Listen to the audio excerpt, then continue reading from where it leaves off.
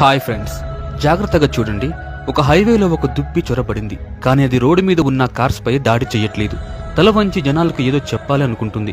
కానీ అక్కడ ఉన్న జనాలకు అర్థం కావట్లేదు. కొంతమంది దీని ఆకారం చూసి భయపడి వెళ్ళిపోతున్నారు. దుప్పి ఇంకో కార్ దగ్గరికి వెళ్ళింది.